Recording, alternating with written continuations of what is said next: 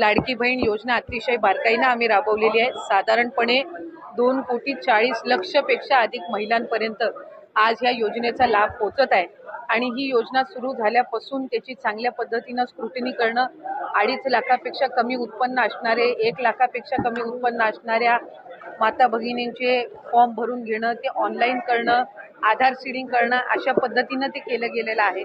त्याच्यामुळे कुठेही स्क्रुटिनी ही 2.5 कोटी महिलांची किंवा लाभार्थ्यांची होणं हे शक्यही नाहीये आणि ते करणंही नाहीये, कारण आज त्या महिला 5 महिन्यापासून लाभ घेत आहेत। एक आणि दुसरी गोष्ट म्हणजे कोणाची जर तक्रार त्या संदर्भामध्ये पुढं मागं कधीही, म्हणजे आज मी आमदार म्हणून आपल्या सर्वांसोबत संवाद साधत आहे, मंत्री म्हणून मी त्या विभागाचं काम केलेलं आहे, पुढं मागं कधीही त्या संदर्भातली कुठली स्पेसिफिक तक्रार जर आली तर त्या संदर्भातला जो काही तेवढ्या पुरतची स्क्रुटिनी करण्याचा, म्हणजे उदाहरणार्थ एखाद्या XYZ जिल्ह्यातल्या 100 लाभार्थ्यांबद्दल जर तक्रार झाली तर त्या 100 लाभार्थ्यांपुरतची चौकशी करायची किंवा नाही हा सुद्धा, किंवा स्क्रुटिनी करायची किंवा नाही हा सुद्धा निर्णय हा शासन जर तशा पद्धतीचं कधी काही घडलं किंवा आलं तर त्या संदर्भामध्ये घेण्यात येईल।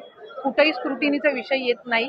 लाभार्थ्यांना त्यांच्या जो काही लाभाचं वाटप आहे किंवा DBT आहे हे ज्या वेळेला राज्याचे मुख्यमंत्री देवेंद्रजी फडणवीस साहेब, उपमुख्यमंत्री एकनाथजी शिंदे साहेब आणि उपमुख्यमंत्री अजितदादा यांच्या मंत्रिमंडळामध्ये किंवा मीटिंगमध्ये ज्या वेळेला तशा पद्धतीच्या सूचना दिल्या जातील त्या पद्धतीनं पुढचं DBT हे निश्चितपणाने होईल।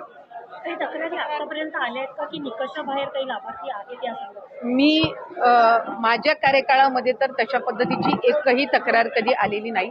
आता आचारसंहितेच्या या मधल्या 1.5 महिन्याच्या 2 महिन्याच्या कालावधीत काही आल्या असतील तर त्या संदर्भातली मला काही माहिती नाहीये, पण तक्रारी आल्या तर त्याचं कशा पद्धतीने त्या स्क्रुटिनाइज करायच्या याचा निर्णय जो आहे ते शासन आणि जे संबंधित विभाग आहे ते त्या पद्धतीनं करतील। पण अशा पद्धतीची तक्रार ही कुठेही विभागाकडे मी त्या ठिकाणी पदावर असताना तरी प्राप्त झाली नव्हती। या ज्या सगळ्या आहेत या अफवा पसरवल्या जात आहेत।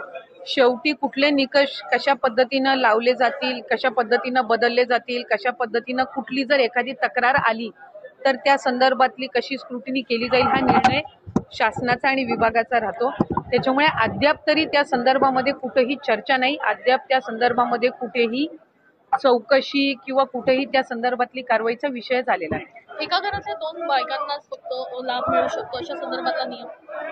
अशा संदर्भातला नियमही नाहीये। आपण जर GR मध्ये बघितलं तर 2.5 लाखापेक्षा कमी उत्पन्न असणारे, रेशन कार्ड त्यांचं पिवळं किंवा केशरी किंवा उत्पन्नाचा दाखला असणारे, अशी सगळी स्क्रुटिनी होऊन आम्ही सुरुवातीपासून एक गोष्ट म्हणत आलो की 2.5 कोटीपर्यंत लाभार्थी हे मॅक्सिमम असू शकतात आणि त्या पद्धतीनं जर आपण बघितलं तर रजिस्ट्रेशनमध्ये सुद्धा आम्ही शेवटचं DBT 9 ऑक्टोबरला ज्या वेळेला केलं त्यावेळेला 2,34,00,000 महिलांना आम्ही DBT केलेलं होतं, म्हणजे साधारणपणे त्या आकड्याच्या आपण जवळपास आहोत। त्यामुळे त्या पद्धतीनं आपण हे केलेलं आहे। मला वाटतं मुख्यमंत्री मोदयांनी ज्या वेळेला शपथ घेतली त्या दिवशी सुद्धा पत्रकारांसोबत संवाद साधताना काही वर्तमानपत्र आणि पत्रकारांनी त्या संदर्भातली त्यांना विचारणा करण्यात आली त्यावेळेला त्यांनी हेच सांगितलं की जे बजेट सेशन होईल, पुढचं बजेट सेशन होईल त्यामध्ये जे 2100चा लाभ हा महिलांना आम्ही आमच्या मॅनिफेस्टोमध्ये कबूल केलेला आहे त्या संदर्भातली जी काही योग्य ती घोषणा आहे ती केली जाईल। आत्ता 1500चा लाभ आहे आणि जे लाभार्थी आहेत जे व्हेरीफाईड झालेले आहेत, ज्यांना गेल्या महिन्यांपासून लाभ मिळत आहे त्या पद्धतीनं त्यांना मिळत आहे।